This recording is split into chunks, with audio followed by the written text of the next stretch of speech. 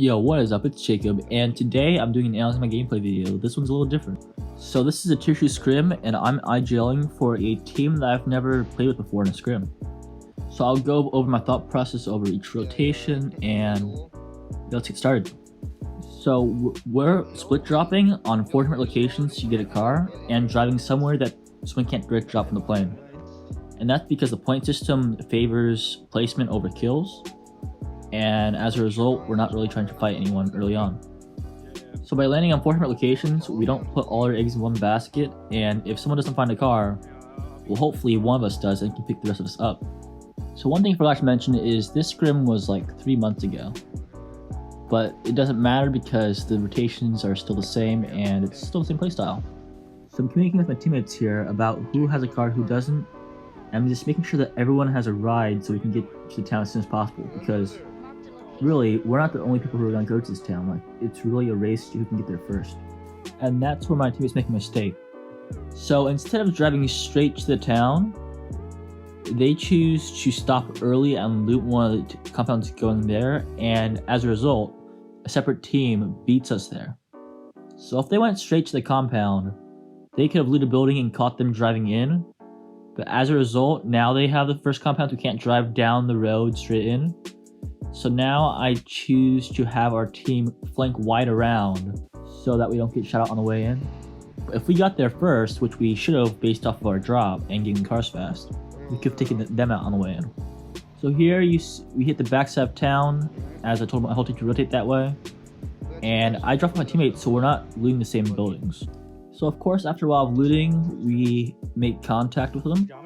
So right now we're split up, and I tell my teammate to hold back, and now we can track on the spot. So we have support. Like, I'm telling him not to engage, as he's across the road. It's number 1 who's across the road right now. And I'm forming up and marking stuff for my teammates to know where they are. And we're just getting to our teammate as soon as possible while offering support. So my teammates are in a fight right now, and they've all contracted on the guy while I'm going around left. So the other team, it's a full squad. They're having teammates pull up, and I'm just thinking I can get anything on the wide angle. So I put around this corner. I see a guy, take a few shots, miss, and I see him down this hall. But this is the thing: if I lose this fight, I'm getting thirsted, and really, I'm holding him up. My teammates are fine where they are. So there's no reason for me to have to take this fight right now. I'm not even trying to do anything right here, because eventually my team's winning their fight. And yeah, so now I have my own teammate here, and now it's a 2v1. So right here, he closed the door, my teammate's right on the back, and he lights me up. But since I have my teammate on my back, there's like no chance he's being a 1v2, unless of course potato really bad. The reason why I won this fight isn't because, of course, I'm better than him, it's because we have better numbers and we're more compact. That's the biggest thing, just playing it as a team and knowing when to push. So here I kind of messed up. I ran the wrong way because I don't know Miramar that well, and I'm just stuck behind the fence. But still, the rest of my team is really compact on them, and of course it's a 3v1. My teammate gets knocked, but of course they have no chance here.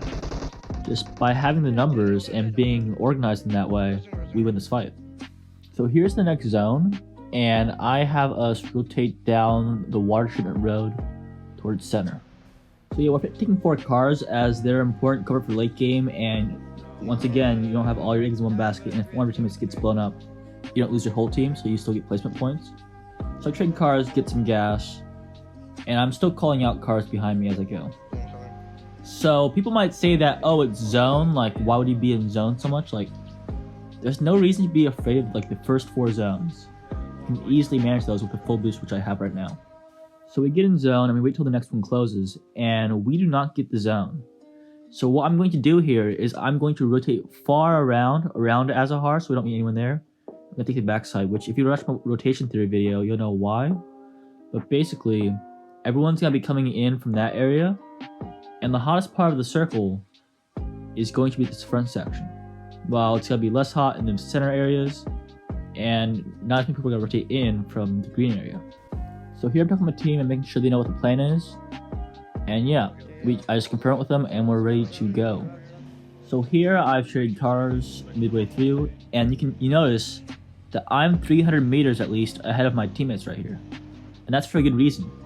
So if I somehow run into a guy on this rotation, well, I might get shot up and possibly blown up, but then my teammates can go ahead and avoid them.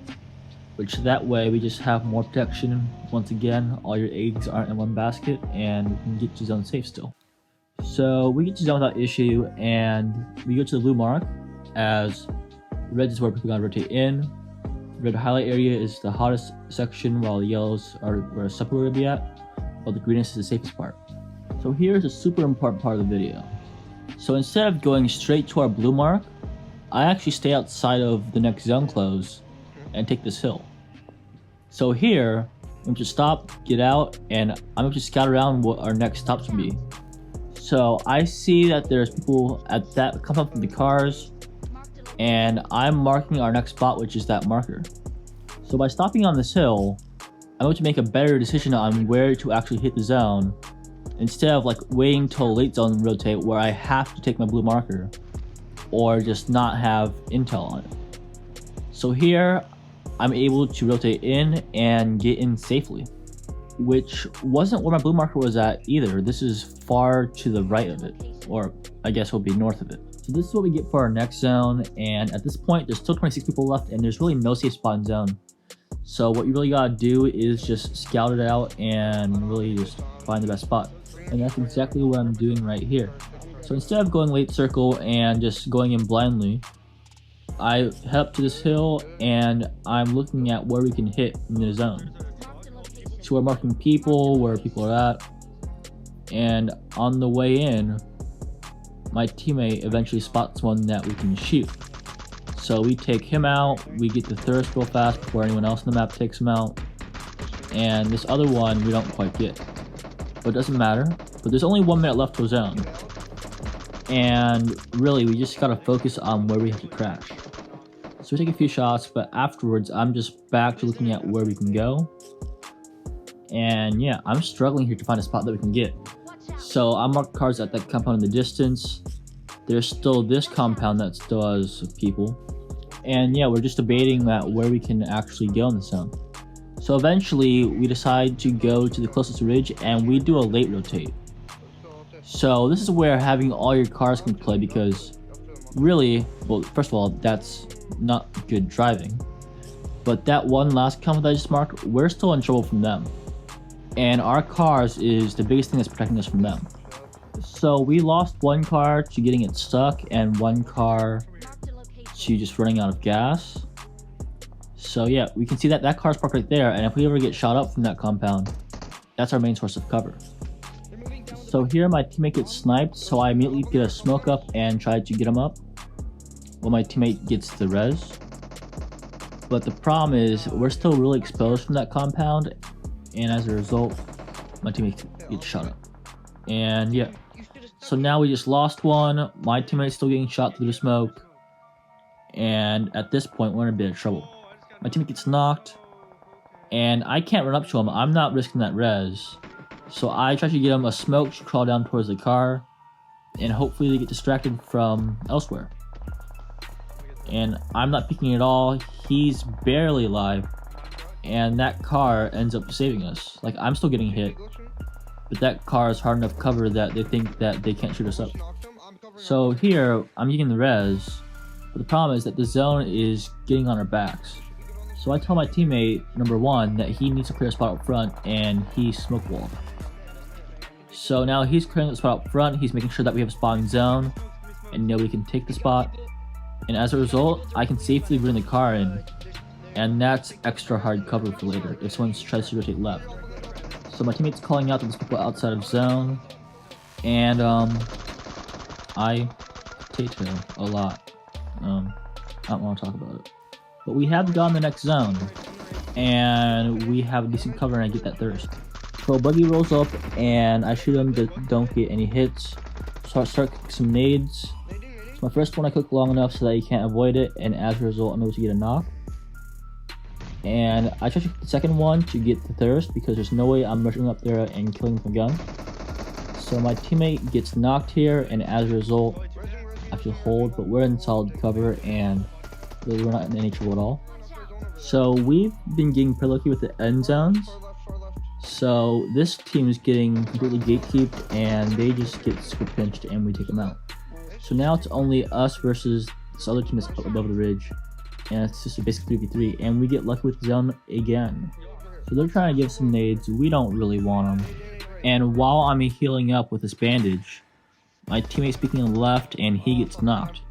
So I'm getting this res, my teammate on the right has to cover. And he does a really good job, he gets a knock here. And I spot guys running up ahead and I have to pull off the res before they get too close. So it's a 2v1, I'm trying to get the finish of the game, I flank left a bit. Shoot, he doesn't show, I don't want to overexpose myself while my team's still knocked. And I pull off the res again right here, get the thirst. Because I'd rather have a 2v1 than a 3v2. And even here, if he doesn't push, then we have a 3v1. Which of course he doesn't because that's a really good molly. So now we're just waiting our time. 3v1, we have a really good advantage. And we're just letting our teammate get his res off. I don't pay out for some random reason. And yeah, we're just waiting. And my teammate pulls out a flashbang. As he has nothing else. He throws it, actually gets him I think. And my teammate flanks left and gets the finish while we were rushing in if he got knocked. So we got 10 kills, nothing amazing. But really, the reason why I play so passive is because first place is the same as 30 kills in most tourneys, including this one. So yeah, in the end, even though we get an extreme amount of kills, it was a super good game. So yeah, thank you for watching, and I hope you learned something. If you did, like and subscribe. And of course, vote.